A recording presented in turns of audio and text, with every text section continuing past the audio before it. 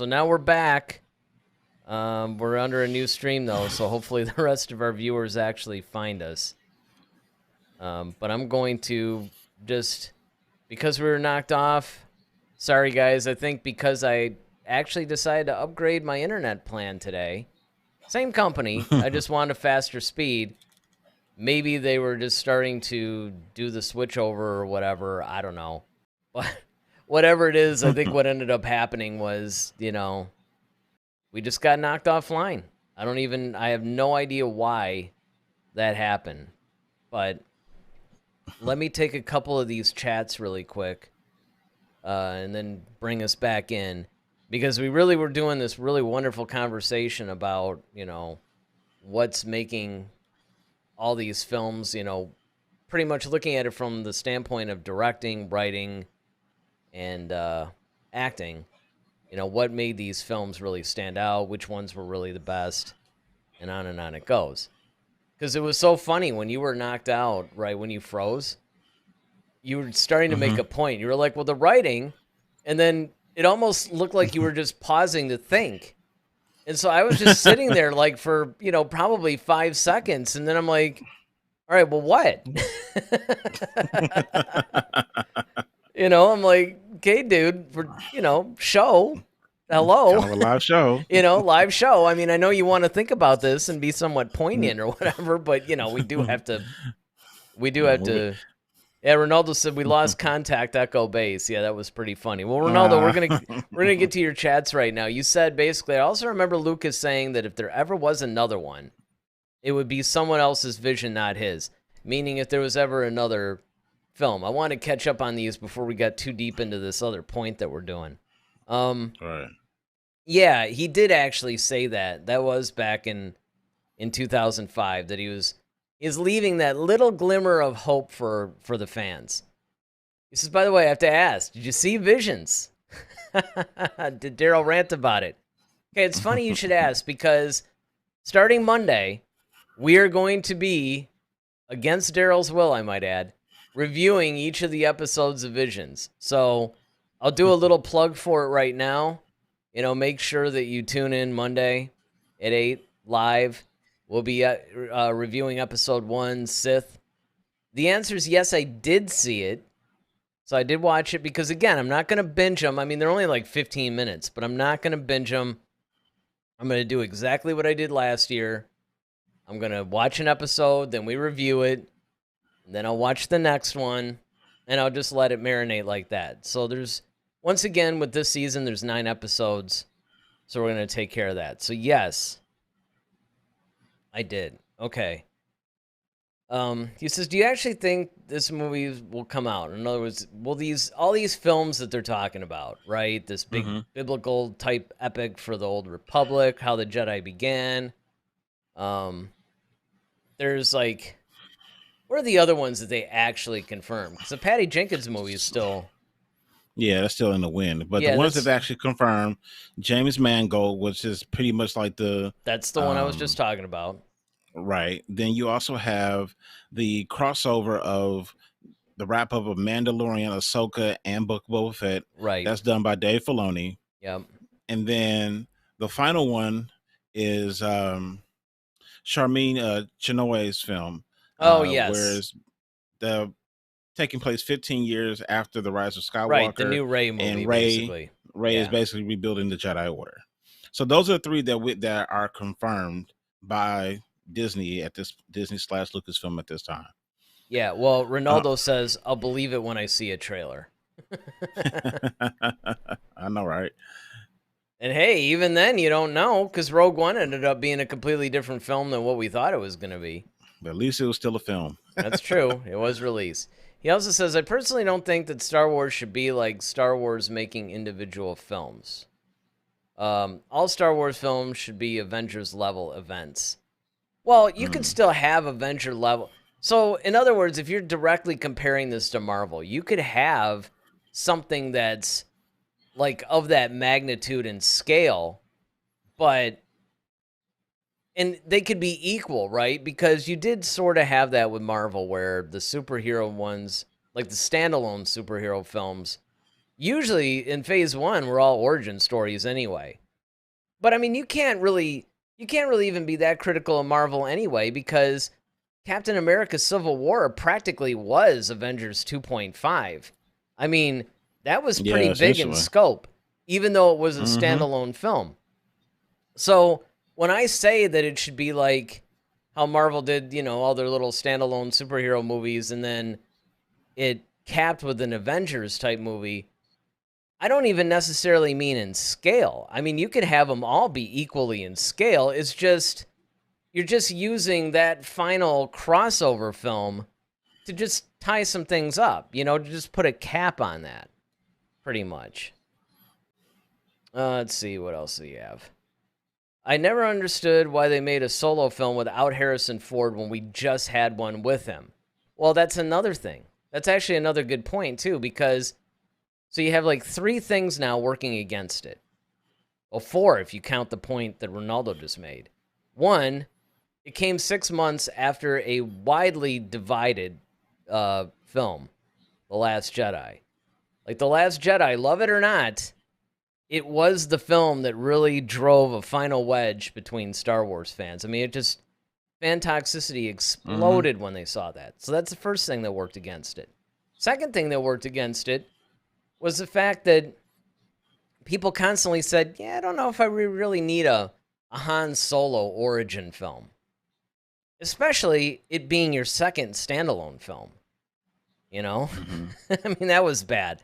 Mm-hmm. The third thing that worked against it was um, the fact that they actually made that the second standalone film. If they had done the solo thing, like maybe it was the fourth or fifth one or something, I think that maybe it would have been a little bit more widely accepted. I think part of the problem is that even though people did, once they saw it, they agreed, okay, yeah, this is actually good. It was like the second one. And I think that people didn't respond because of the other reasons that Lucasfilm was like, okay, this isn't working. And then, of course, the fourth one being that, yeah, you just featured Harrison Ford as Han Solo in episode 7. And now all of a sudden you're doing this origin story. So, I mean, I could see that. Oh, this is a good one. He says, "Do you think the writer's strike will affect future movies or shows?" I Possibly. maybe. I mean, on one hand, I think that I mean, strikes obviously are never good, but I think they're in a sweet spot because I think that everything that's going to come out within the next couple of years at least is pretty much already written. They just need to do it. Mm-hmm. But then again, for maybe certain key projects, who knows? I mean, I know that unfortunately Cobra Kai is heavily affected right now because they were just starting to write that, and the creators were like, okay, writer's strike is putting a little bit of a pause on that, so we're probably not going to get Cobra Kai when we normally would have. But as far as anything Star Wars related, I don't think so because I think even Andor Season 2 has already been at least written. I'm not 100% certain, but it sounded like it, or at least it was on its way. Because don't forget, by the time they start production on it, and maybe they're 2, 3, 4 episodes in, so there could still be a good amount of time. Depending on when this thing wraps up, we don't know. So for Ronaldo joining in on your exercise, for him it was Empire Strikes Back and Andor, and then he finally says, "I would say that I'm a bit more excited for the Acolyte because it's new. I love Andor, but I know what I'll receive." Um, yeah, I could. I mean, I can understand that from a certain point of view, let's say. But again, you're right. I mean, there's when you're actually taking this. By the way, for those of you guys who were watching their, holdovers from the last video, do me a really quick favor. Click the like button on this video now so it gets the same amount of love that our unfortunate interrupted video got. So yeah, you were about to make some point, if you still even remember it, about the whole writing thing. Yeah, I mean the thing about writing is that Um, when you're writing a story, one, as a fan or as a moviegoer, we don't want to have to think too much into what's happening, right? We have to think about what's good writing. And we talked about this before. We said, you know, the writing was poor. And we mean like the dialogue is very wooden. It lacks emotion. And sometimes that part is on the director too. The director is not getting the emotion out of the actor. So we need to Yes. see how all these things connect, right? So the writing, the script writing part is setting the tone. And if the script doesn't make sense, if there's a lot of unanswered things or the script is convoluted, which often happens sometimes in Star Wars, unfortunately, it makes it harder for the director to now and have to interpret what the screenwriter is saying. Now, there's also the case in point where directors do look over the script and they try to make notes and they send it back to the writer to rewrite some things the way they see it, or maybe they think it would work a little bit better, and that can sometimes cause issues. But then when you go to the actual production of it, right? So this is called like in pre-production, so to speak, and then and even somewhat into production because they might look at a thing and it's like, I don't like the way this reads, or let's send it back and let's make some notes and bring out the red pen and do some things here. But then you also have to have the right director. The right director knows how to pull certain things out of the actors that's based upon the script. If the script is convoluted and you really can't gauge what the screenwriter is trying to communicate, the director is left with the interpretation of what they have of the script, and then now their direction towards the actor or actress can be compromised. And so a Well, lot of times we'll look at like the actor and say, oh, it was poor acting. Could be, but it also could be the fact that that's how the director told them to portray the character. yeah, actually, I'll give you a good example of that. Jesse Eisenberg's portrayal of Lex Luthor. Oh my lord. So, really, you can look at this as twofold. I mean, number one, you can't really blame him. I mean, his performance for what he was being asked to do was actually very good. The problem Mm-hmm. wasn't with him. The problem was with how they wrote that character for that Mm-hmm. film and then the direction that they used as well. Mm-hmm. And then another example of something that you're talking about where it's the other way, where you have the script for, say, Empire Strikes Back, and then the director's like, okay, here's what I want you to do. Well, now you got the actor. Harrison Ford with the whole, I love you, I know thing.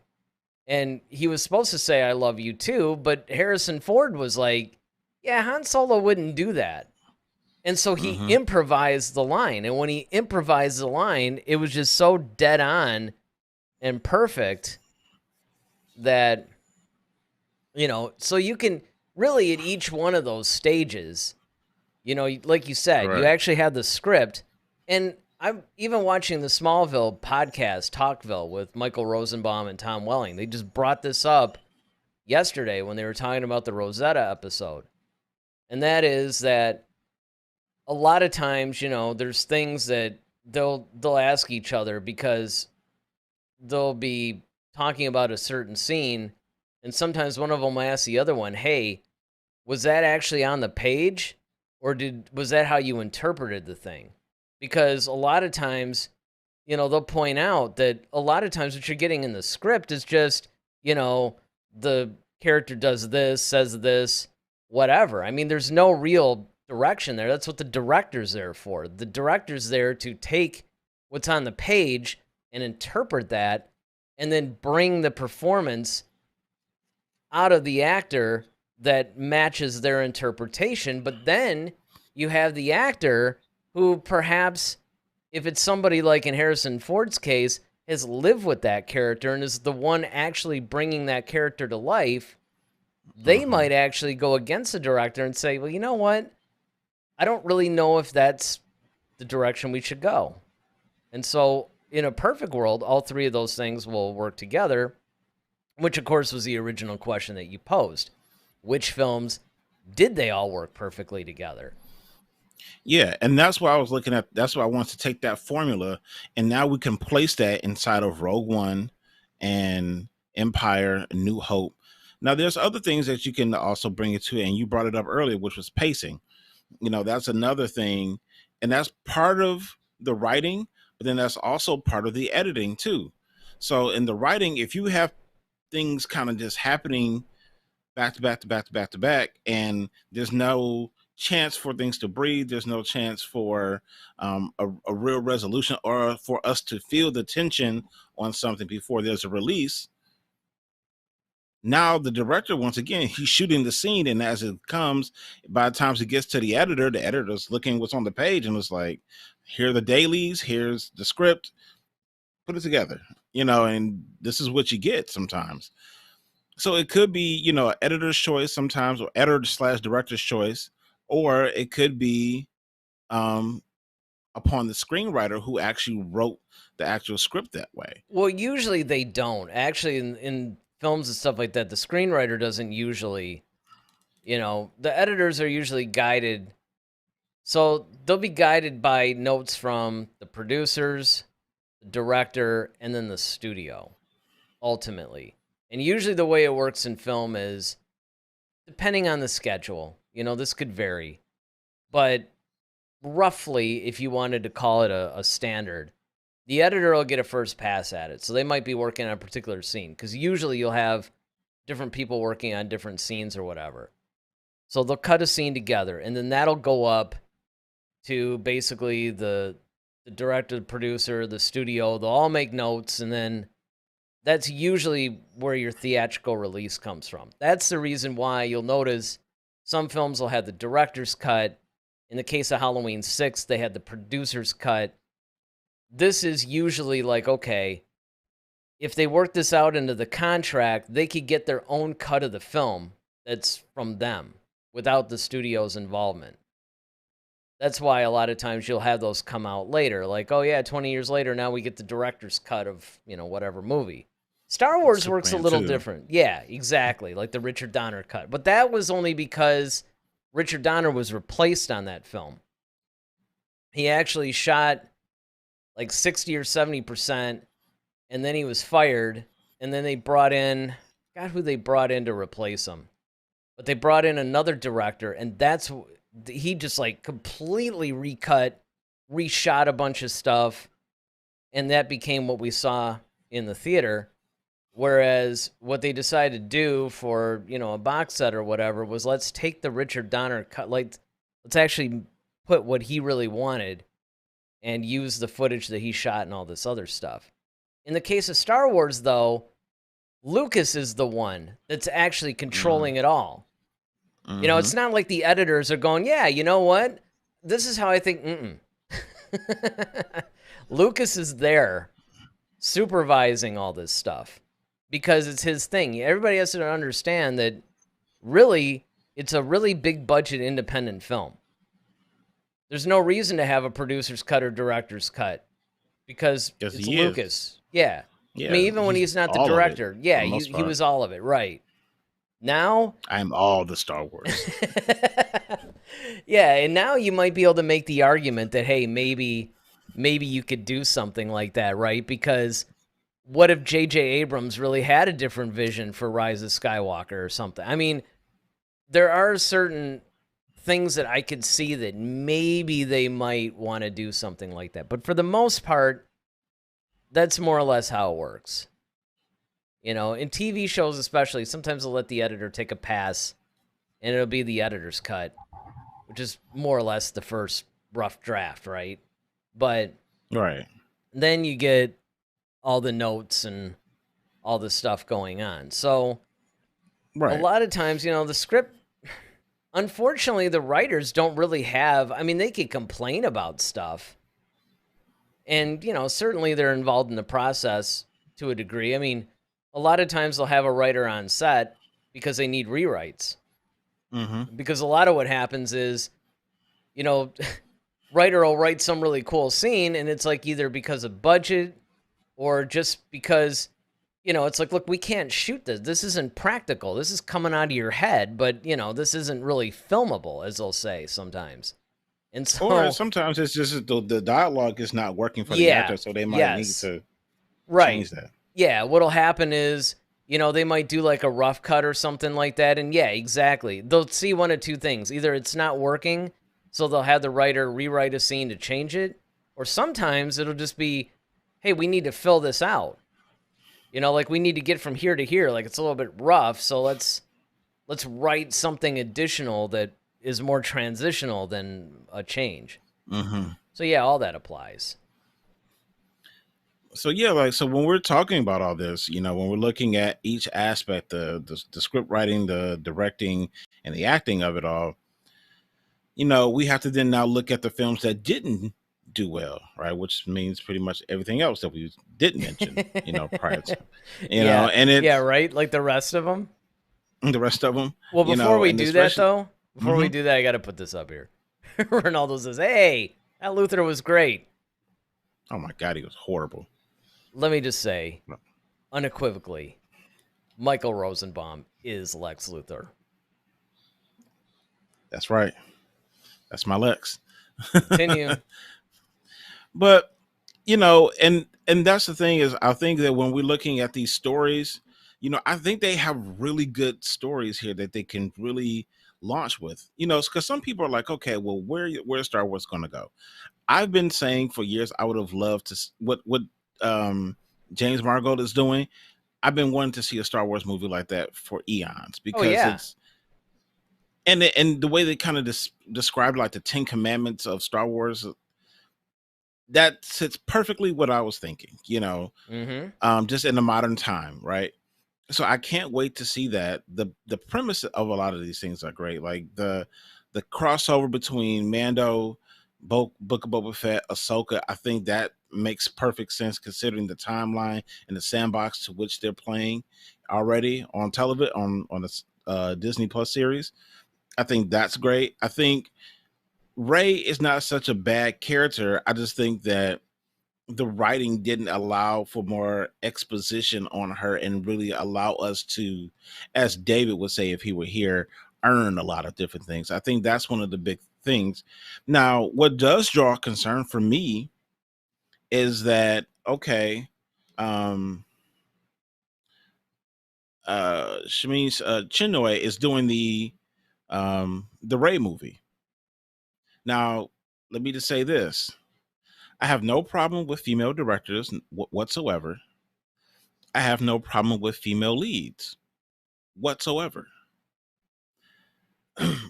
My only thing is that what I don't want to happen is the agenda push in a Ray Mm-hmm. movie. Yeah. I don't want them to try to make, Ray Wonder Woman all of a sudden and she's just and don't get me wrong, I'm all for representation. I'm for all of it. But make it make sense and make it believable. Yeah. Make it Make it organic. You know. make it organic and as once again to borrow a phrase from David, make her earn it, right? Because there's times and it's not just with female actors, because even in the past with male actors, right? Let's look at some of our favorite heroes. We just talked about Superman, right? Christopher Reeves earned Superman. He made you believe that there was a duality between Clark Kent and Superman, from his mannerisms, the way he carried his.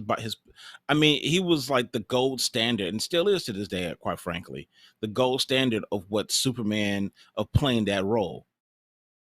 Um, we've looked at other people who've played Superman. For example, Brandon Routh. Mm, not so much.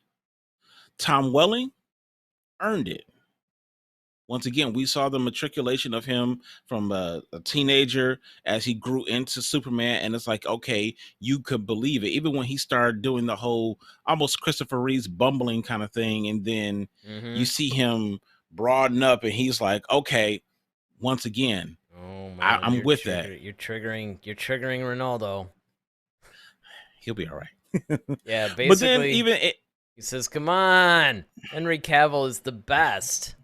no, I like Henry Henry Cavill. Cavill, but I like his Superman actually, but you can't compare him to Christopher Reeve, man. I mean, Well, I and that's what I'm saying. Like that. That's my point. Whole character. And I'm getting to, even my personal favorite character. We all know who that is, right? So Michael Keaton, arguably to me, is the best Batman. Now, some people would say Christian Bale is. I would say he's a very close second. Don't get me wrong. I think I love Christian Bale's portrayal, especially for the time that they're trying to portray him or the style in which they were trying to portray him. Right? It made sense. But when you're looking at, but these people earned our belief that these people were these heroes. And all I want for the Ray movie is for us to believe in Ray, the character of Ray and who she is and what she really brings to the galaxy, and have her earn our respect, just like Robert Downey Jr. did with his portrayal of Iron Man, Chris Hemsworth with Thor, all these different other heroes, even Tom Hiddleston as Loki, like you really Heath Ledger, the Joker. I mean, these people really made you believe their character, not just in them as an actor, but as the character and what they really were bringing to this universe. That's what we want. I don't want a bunch of like feministic propaganda in my Star Wars. I just want Star Wars to be Star Wars. If you yeah. want to make a feminist movie, I'm fine with that. I have no problem with that. But make it, but say that, but keep Star Wars Star Wars. Well, not only that. Well, first of all, Ronaldo's like Affleck is the best. I know. Well, I mean, before Well, I get to this point, even with the Superman thing, right? It's the thing that makes it so it's the nuances, and I think that's what's missing. Like a mm-hmm. lot of people, particularly people who are younger, are not understanding nuance. Like in the Yes. Christopher Reeve thing, when you brought up the difference between Clark Kent and Superman, just Mm-hmm. the and I'll tell you the scene where it's like unequivocally he becomes the best Superman. It's in Superman 2 when he's about to reveal himself to Lois. Oh man, that And was he's doing his thing and he takes off his glasses and his facial expression changes. expressions. Yes. Right there, he went from a totally different Bumbling character to another character in a facial expression. A lot of the in a matter of actors, especially the in a superhero guys, seconds. yeah, Yeah. they don't do that. You know, they don't Yeah. have those kind of chops and that kind of nuanced behavior. But Yeah. And that's directing though. That's great directing to be well, able to that's true like, too. Yeah, because you pull the best out of Christopher Reeves when he did.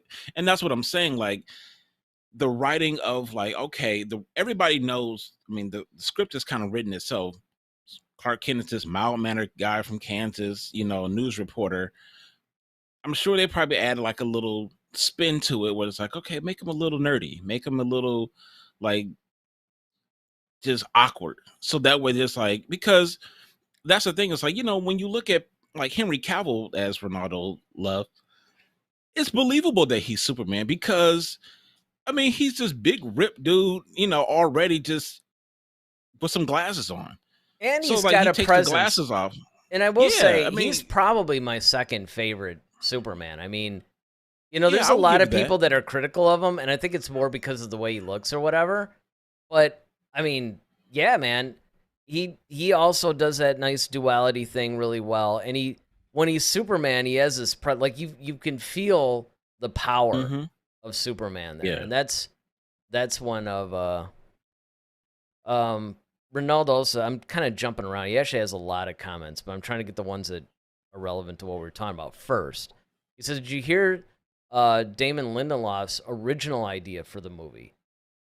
No. You'll have to Oh. enlighten us. I actually haven't. I'd be curious. Let me get to some of these other ones he did. He says actually Elon Musk is the real like Lex Luthor. Yeah. He goes, that Dawn of the Jedi movie sounds exquisite to me. Perfect. Yeah, that's gonna be. Absolutely. Yeah. I can't wait for that. Cannot wait. He says the only thing I've seen from that director is Miss Marvel, and it was great. I've heard that. I haven't seen Miss Marvel yet, and I should actually watch it because people have been raving about it. And I've heard that it's just a really, really good series.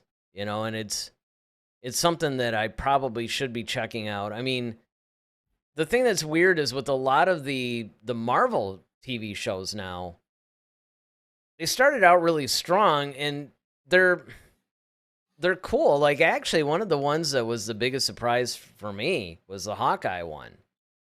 I ended up Hmm. really loving that, and I mean the writing, everything on that was really good. But that was another one where I didn't watch it for a while cuz I'm like I don't really care. It's like a Hawkeye movie. I not. I don't know, man. I don't really want to invest 8 or 9 hours to watch this. But I'll tell you what. From the first episode, man, I was hooked. I was like, dude, this is actually really good.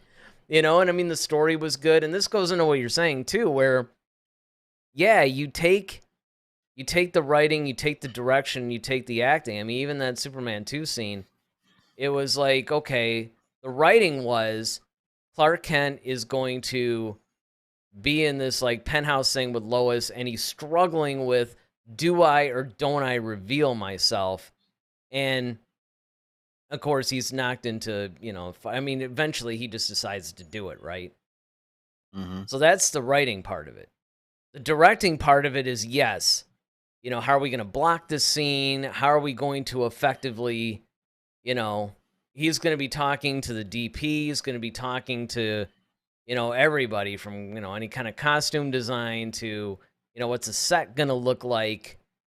And then, of course, with the actors themselves, it's like, yes, how am I going to bring about this? Hey, remember, this is what you have to do. Then, of course, the actors are then responsible for then pulling this off. Hmm. And maybe saying, "Hey, if we have some time and the budget allows, why don't you let me give you like 3 or 4 different versions of this that you can then play around with whatever works best in the scene when you edit it." Okay, Hmm. so Ronaldo answers. He says, according to Jeff Snyder, Lindelof wanted to go 60 years after Episode 9 with an older Rey. I had heard this, training 2 Padawans. He was thinking of a Helen Mirren type actress for Rey. Yeah, I had heard that they were gonna go like way in the future or something like that with that, and that did actually sound intriguing to me. It would have been interesting. I don't know, I don't know if like right after a trilogy, if people would be all of a sudden ready to, like, hey, look, another actress playing Rey. I don't know. Yeah, You that's know, true too. it's like Rey's And barely been established. yeah, I mean, and just going back to what you were talking about as far as the whole situation with Superman, right? Where okay, he's battling that he's in a conflict, right?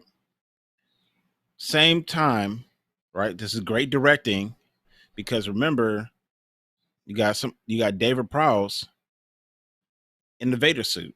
Mm-hmm. The way that he was able to emote, we talked about this when we gave him his flowers, when he passed, but um that moment when he's on the bridge with Luke and Luke goes off to meet with the Emperor and Vader just kind of has that reflective moment where he leans over the banister. He has a full helmet on. You can't see his face, but his body language communicated that like, man, I'm really torn right now. Even when he's having that conversation with Luke, and he's like, that name no longer has any, like the way that James Earl delivered it, the way that Prowse is shaking that lightsaber is like you can tell he's really emphatic. He struck a nerve. You have to be able to do that, and that's good directing. And And it's then good that whole acting, dialogue is because you good have to acting. interpret Yeah. that as well. And like you said, in the case of David Hmm. Prowse, we don't even see him. Well, we see him, Exactly. but I mean, we don't see his face. And a lot of acting Right. is done in the face. So, Exactly. yeah. And and there's several actors who have, like you said, who've done the whole um the facial emotion, like you said, about like with Christopher Reeve, Jaleel White. I always talk about that the very first Yes, when he played episode like when evil Jaleel. Urkel or something. Or No, it no, was wait, when what he was first turned into Stefan. Yeah, When he Stefan, that was first it. Yeah, when he first took that little tablet and he did the shakes, and because he didn't have a little porta potty yet, so he had to find a way to make you believe that he was some. So he falls behind the couch, and you see in like frames him start to change his Mhm. disposition, and it was just, I'm always amazed by it. I'm like, that was just phenomenal acting. But those are the things that we see. The writing, you have to write these characters where it's like, okay, you have to be an annoying nerd but still lovable, that destroys everything, but we still have to care about you. Why do we still care about Steve Urkel's feelings when he destroys everything? That goes into the writing of the character, and then that's interpreted by the director who communicates that to the actor, and they have to find a way to embody that. And that's what we need in Star Wars. We need that three phases to go very well. Now in Andor, even though David really doesn't care for Andor, but it's still widely received. Why? Look at the character of Deidre and Cyril, right? Mhm. That remember that one episode we kept talking about that tension that we felt between the two, like Yeah. it was romantic, but not at the like that Right. was phenomenal. Yeah, The there was fact just a that lot of Deidre is nuance. so, yeah, Well, the again, it's nuances, like you nuances. said, yeah, Yeah. like you said, yeah, it's just the way that Cyril looks like when he's being berated by his mother while he's eating his eating cereal, and then Deidre, when she's dealing with her higher ups, when she gets stonewalled by that other officer, just how emphatic and just different things like that were just really brought to that series. And I think Mhm. that's partially why, it's like you said, it's very believable. They're not just acting, but you care about them. You feel like you know them. And there's, as a fan, you kind of almost like, man, trust him because he's really telling you the truth. But I understand how it looks, but you got to believe him. Like, that's what we want to feel as an audience. That's good writing. That's good acting. That's good directing. Absolutely. Ronaldo said that Jeff did say that the script was done, but it wasn't good, so who knows? Then he goes on to say, second best Superman is Tyler Hoechlin. That's not the one that was in Is that the one that was in Supergirl? Supergirl, maybe? I don't know. I haven't seen that show yet. You would know better than me on that one. Well, I don't know the actor's name, but I think they're actually using him in the new Flash movie. I think that's who they're using to play Well, for Superman, that if I'm matter, not they're mistaken. using Tom Welling and Erica Durance in there too, or at least they have. And Mm, I'm not sure what they're doing in the movie. I know they did it in the series though, because it's like that whole multiverse thing. yeah. But yeah, I think for Star Wars though, I think with these three films that are coming out, I think the premise of them are excellent. I'm not so much worried about the Dave Filoni one because those are his creations anyway. Like Dave Filoni and Oh, Favreau, I think they're going to sorry. make sure those. Hmm? I didn't mean to break your whole train of thought. I just Oh, read the chat. It's like, no, he's in Superman and Lois. That makes sense. oh, Next, he's gonna say is that Dean Cain is like the third best or oh something. my man, stop. Well, we shouldn't make fun of Ronaldo. He's like our favorite viewer. I know. I know we we gotta love we gotta Ronaldo. We be honestly nice do.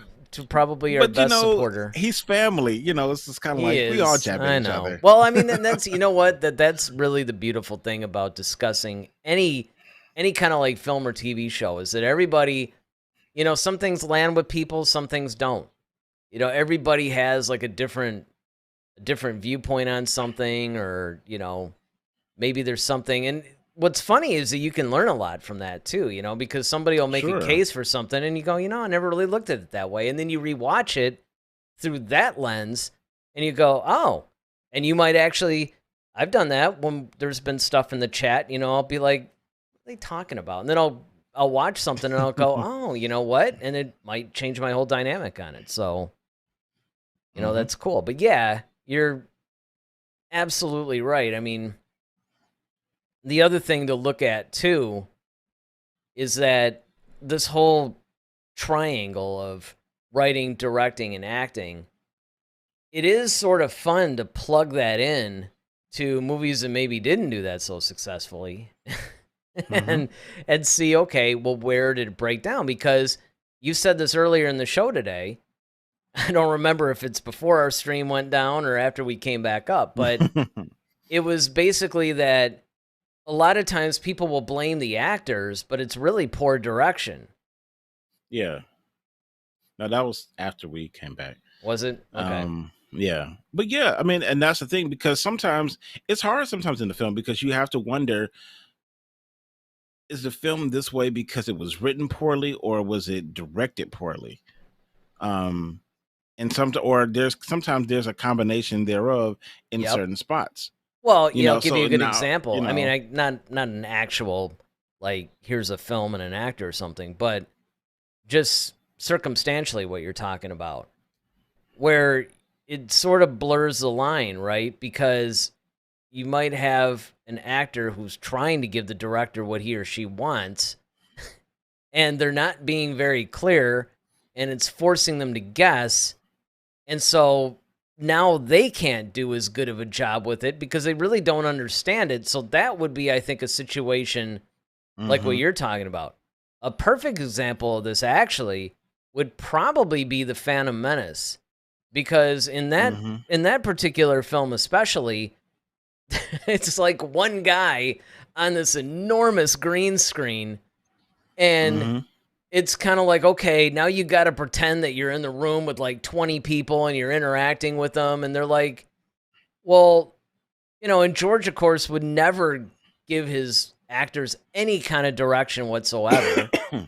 It's more like, all right, act, that would basically. Do it. So they were forced to try to at least salvage the scene as best they could when they barely understood it. So I think that that's a good example of bad directing meets not necessarily bad acting, but just struggles that an actor faces when they're not being directed very well. And so it compromises their performance. Yeah, I mean, that's why, like, when you have um and that's why it helps when your actors really understand the character, Mm-hmm. because it makes things, like you said with earlier with the Han Solo part. Han wouldn't say that, and this is George's character. You Yeah. know what I mean? George is on the set, but he's like, nah, that's not him.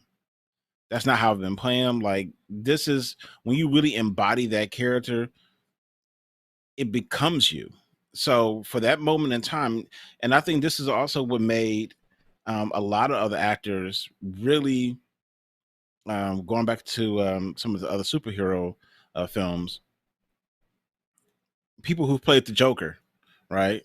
Mm-hmm. Jack Nicholson, Jared Leto, Heath Ledger, and even Jack Nicholson himself even warned Cesar Heath Romero. Ledger, like, see, well, Hey, let's just. Joaquin Phoenix. I mean, I'm getting, yeah, Joaquin Phoenix also, but it's also one of those things where, like, Jack Nicholson warned Heath Ledger, like, be careful playing this Joker, or be careful playing this character, because he can kind of get in your head. Jared Mm-hmm. Leto got so crazy that he started doing stuff to the actors, like trying to not break character. Well, He's sending he's them dead stuff in a box. I mean, just yeah, he's he's already kind kind of of crazy. uncouth Yeah, he's anyway. already kind of off anyway. I mean, really, But that now just you've given him license to just. right. That's what I'm saying. But because it becomes you, Mm-hmm. a part of you. It's like, wow, like, look what you bring to the table. Look at the masterpieces that you bring to the screen. No different than, like, and you've often said this, Eric. Um, Back in the '80s, when you guys found out that Michael Keaton's playing Batman, you're like, Mr. Mom, he's a comedic actor. You mean Yeah, he's about to play this Mr. dark, Mom and brooding Beetlejuice, and now in he's playing The Beetlejuice? Dark Knight. Mm. Yeah, Well, let me hop on this doesn't one seem thing that believable. you were talking Go about ahead. really quick before we digress too much, as we usually do. But were you talking about the Han Solo, Harrison Ford changing the line thing? So that was, of course, Harrison Ford being a good actor and knowing his character really well and saying, nah, you wouldn't say this, and improvising the perfect line in the perfect way. But I think we also have to give kudos to Irvin Kershner, who was directing, Absolutely.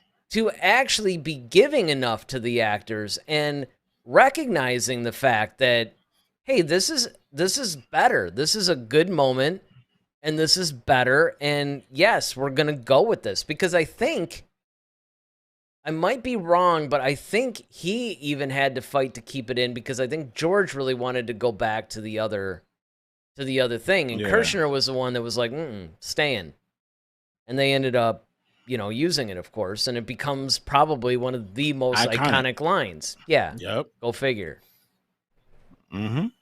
And that's what I'm saying, because a director's job is really to communicate to the actor, hey, walk in this way, tilt your when this person says this line, look at them with, like, you have to give them a point of focus to really drive from. Yeah, it's You all know what I part of the mean? And blocking, basically. yeah, and going back to the script writing, the script has to be good. It has to be like compelling to make people even like, almost, if you read this as a book, like, man, I gotta see how this ends now.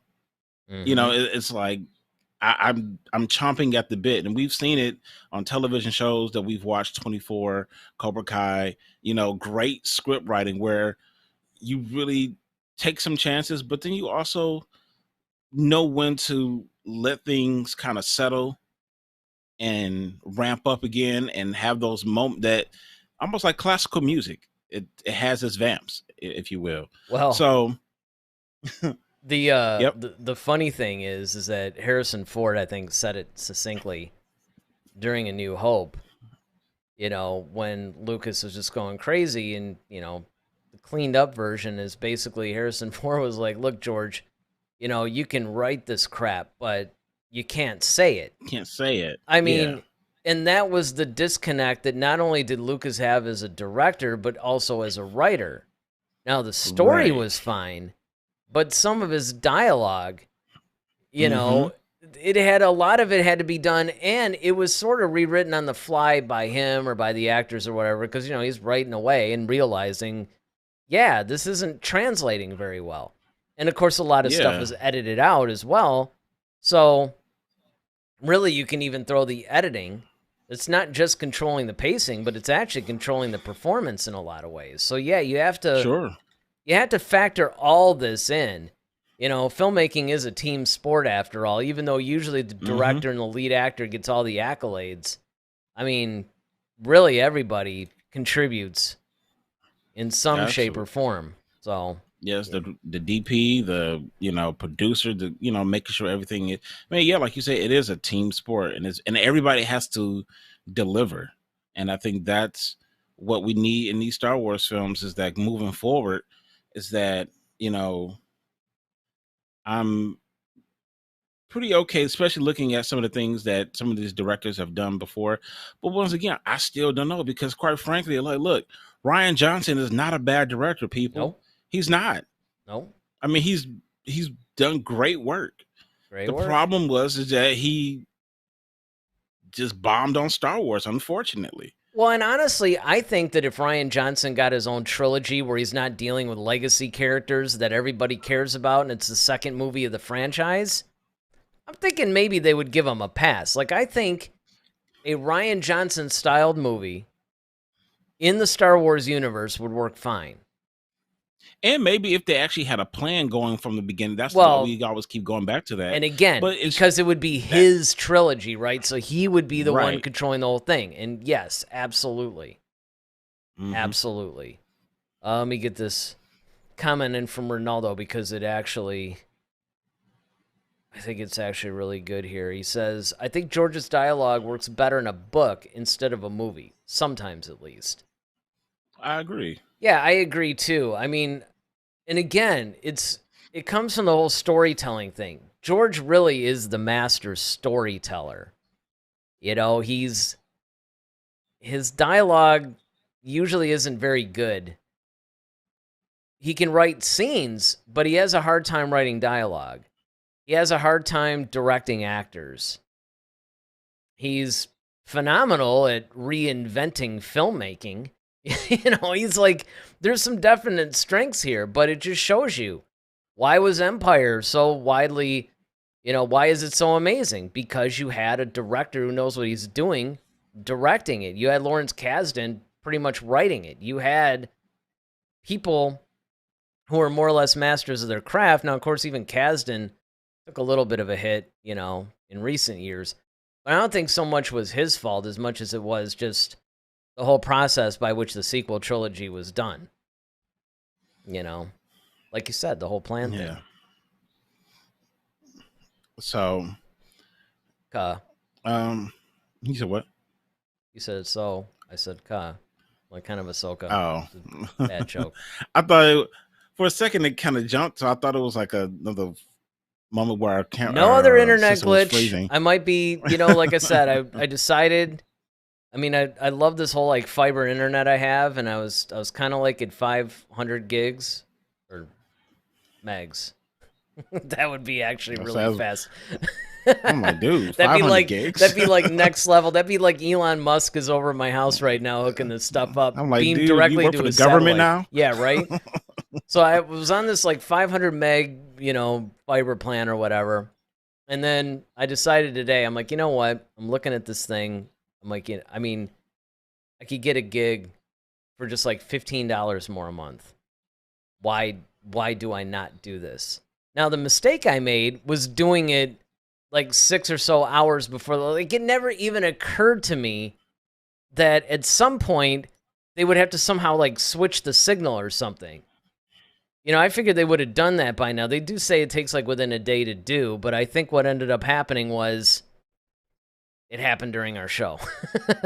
I'm going to confirm that afterwards, but I think that's what happened. But yeah, in spite of the fact that we did have a little internet hiccup, I think that this is a really good discussion. And again, if you guys, you still have about 30 seconds or so that you can chat in if there's any final thoughts you want to give, or if you're in the comments section, hey, feel free to comment on anything that we talked about, or, maybe give us your version of in Star Wars dealing with just the films. But I guess you can include the TV shows too. Which one or ones do you think had I basically, like you said, hit the nail on the head as far as writing, direction, and acting go? Which ones really had that magical combination of all three? Let us know in the chat. Well, I really should have put that up as a poll or something. Oh, well. But anyway, if you guys enjoyed the show, make sure that you subscribe to the channel so you know when we go live. If we can't go live, a lot of times we will put up a pre-recorded show, and we might even pre-record some more shows here and there if the subject matter doesn't really fit well within the live window. So hit the subscribe button, hit the like button, because the algorithm really likes it when you hit the like button, and we like it too. And then, of course, if you guys are so inclined, I never really talk about this, but we have a link in the description of every one of our videos where we're part of the whole Buy Me a Coffee thing, and you can support us, whether it's $1 or $5. You could do one-time donations. You could do, like, monthly ones, and we have various packages that you can get that we can provide for you guys. So, like I said, we still love you even if you don't. We love the fact that you guys are watching and that you're subscribing and liking. That's good. But if you want to go the extra step, it's there. So Monday is Visions Day. I bet you hope that the internet goes out that day. I was hoping the internet went out for them when they created Visions, honestly. But, right. We'll see. Maybe I will say this. I did watch the trailer of Visions. Some of the stuff did look cool. Mm-hmm. They got some little Gumby thing that I'm sitting here wondering about. Like, okay, that one's gonna be kind of the weird. Remember the whole like Jabba the Hutt, and that dude was in a band and he was like trying to be from season one. I think it's gonna be sort of like that one. I think it's gonna be like geared toward little kids. I mean, I will say this. I did see the first episode. It's and Ronaldo says, "Ooh, yes, let the hate flow on Monday, Daryl." I'm sure he will. I don't know. The hate won't be the only thing that's flowing. I mean, yeah, right. I got my glass ready, man. You might need to do that during the actual viewing. Monday is the first episode. Sith would probably be really, really awesome on like LSD or something. But I will say this: it's kind of like a little bit of a preview. Ronaldo says, "I've seen the first 4; they're great." Just a little bit of a sneak preview. I liked the first episode, and as far as debuts go, I think it's better than anything that we saw, with the exception of maybe that one with the brother and sister thing. Like, there's some really good concepts, but it's very different and very interesting, very artistic. So I thought it was cool. So, just that's kind of your sneak preview for Monday. I mean, these things are only like 15 minutes or whatever, so I doubt. The good news for you is I doubt our reviews are going to be like an hour and a half or something, I mean, though, yeah, you're right. It'd be like next. Yeah, exactly. Tune in next week where we talk about. Right. It's like, yeah, it was all right, and you're like, yeah, I hated it. All right, well, we'll see you guys, in the next. But it was visually, it was really striking. I'll just put it like that. So okay. Monday, you guys will get the full review from us. We're looking forward to bringing it to you. So until then, I'm Eric Vansel. I'm Daryl Sanders. May the Force be with you. Always. Head to Head, a Star Wars podcast. Be sure to follow us on Twitter @HeadToHeadSW. Submit your questions for our next show. Visit our official website at headtoheadswpodcast.com. Until next time, may the Force be with you, always.